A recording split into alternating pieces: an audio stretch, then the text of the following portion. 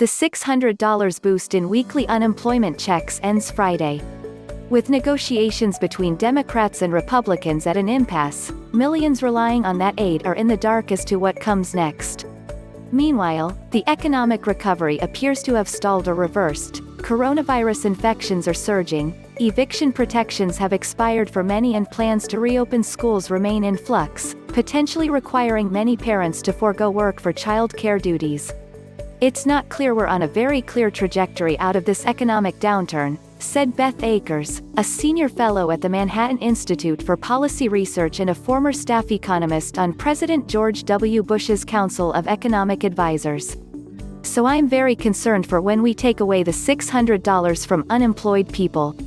Americans are guaranteed to lose the weekly subsidy, at least temporarily, after Friday. The Senate adjourned for the weekend without an agreement to extend or replace it after July 31st. Given the scale of the problem, with roughly 30 million Americans collecting unemployment benefits, it's likely lawmakers will pass some sort of additional aid, according to experts. More from Personal FinanceRepublican senators propose $1,000 stimulus checks. America faces an unprecedented eviction crisis. Unemployment aid will fall by 93% for some. It's more a question of how much it will be and how long it will take, said Till von Wachter, an economics professor at the University of California, Los Angeles and director of the California Policy Lab.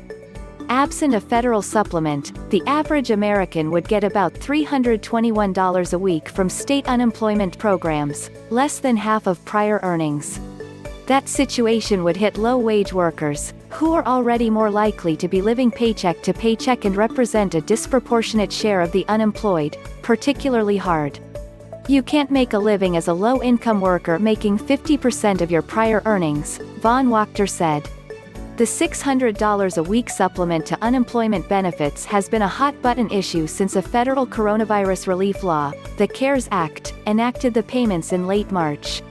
The tension comes from some recipients being able to collect more from unemployment benefits than they earned from their jobs.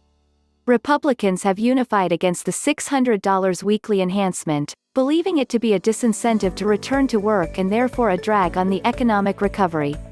Democrats want to extend the payments, saying they pump money into the economy and help American families pay their bills.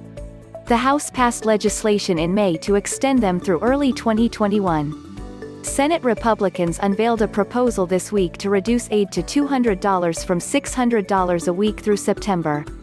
In October, they'd shift to a system where federal and state benefits replace 70% of a person's lost wages, which would be in place through year-end. It's likely lawmakers will meet somewhere in the middle, economists said.